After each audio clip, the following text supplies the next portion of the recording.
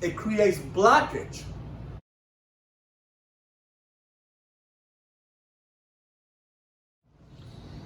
Now, like I said, there's been a lot of issues in regards to the train assignments.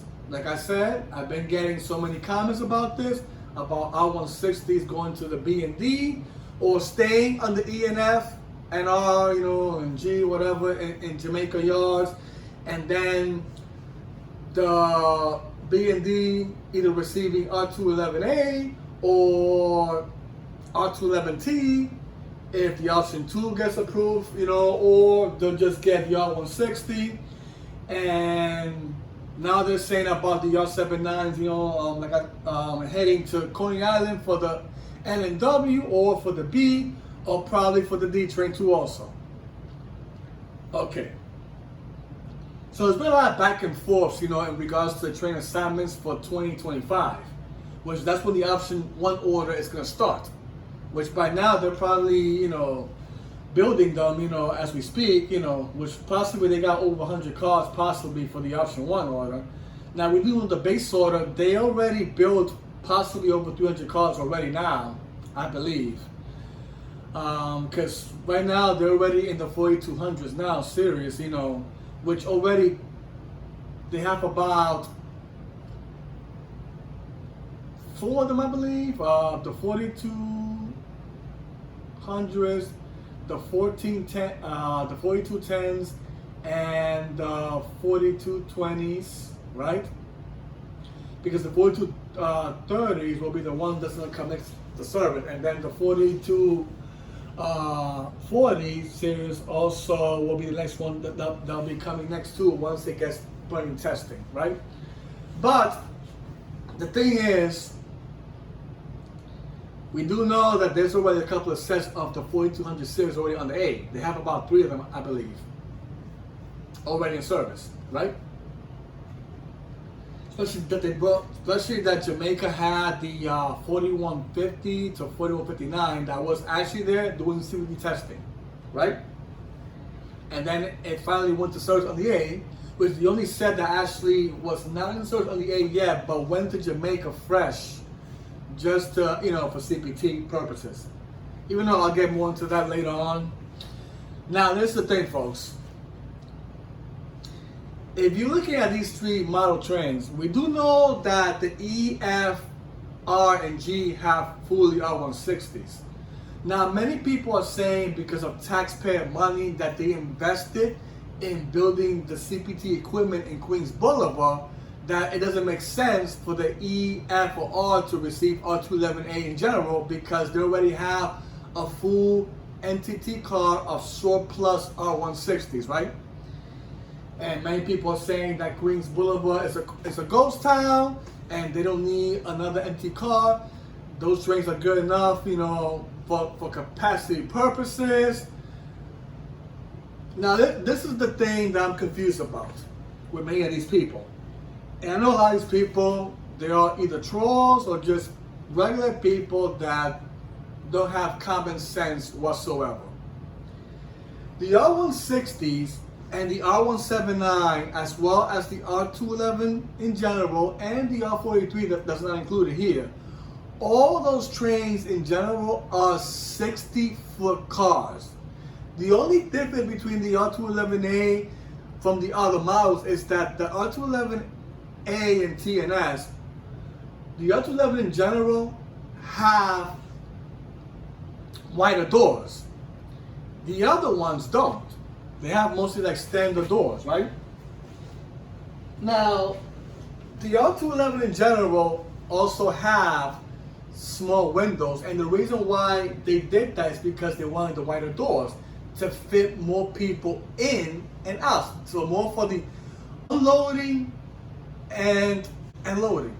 So the unloading and loading, right? Which makes it more efficient, right? Because the wider the door, the more people fit and can come out easier, right?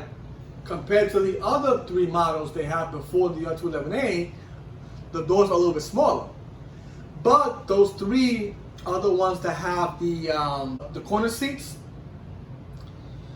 which of course the R211 in general do not have corner seats. And the reason why the NTA did that is because they wanted to increase more of the capacity of the train itself to fit more people in those corner sides, because the other three models of the R143, R160, and R179, it causes a blockage on those corner seats because people could sit there like two people on each side, but then they don't have space for people to actually stand there in the in the middle.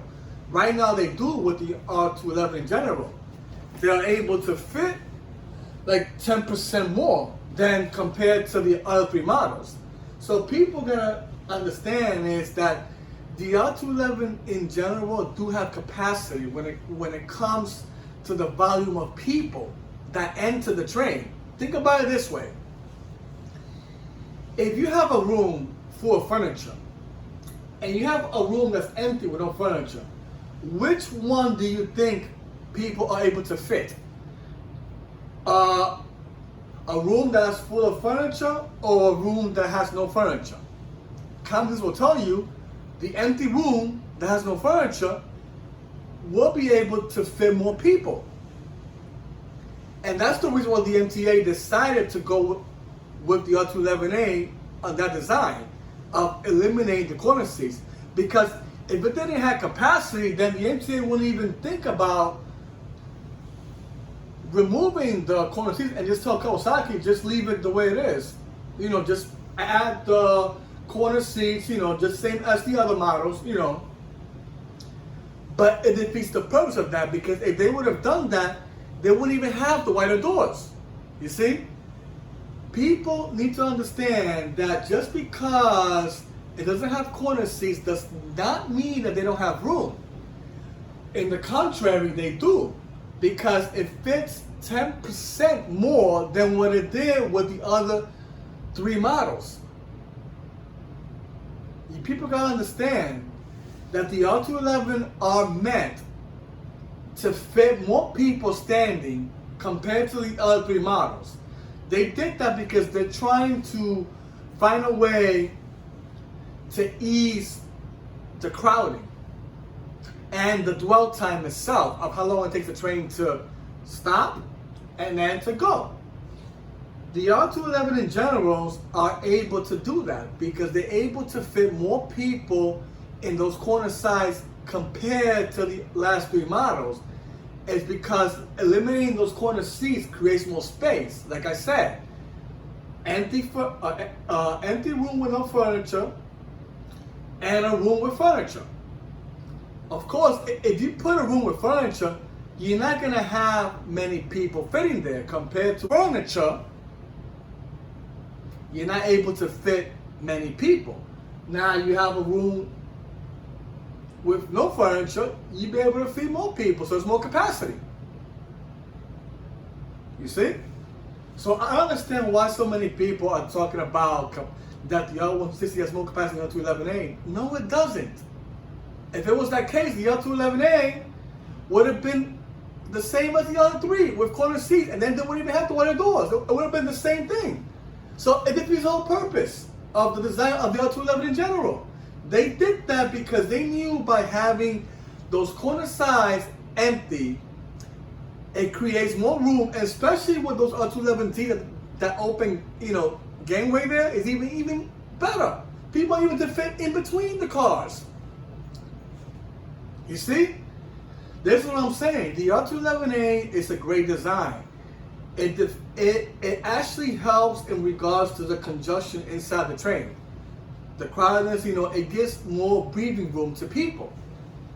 The R160 itself and R179 and R143 cannot do that because the thing is, they have the corner seats. It creates blockage. So not many people can stand there in those corners. They can't.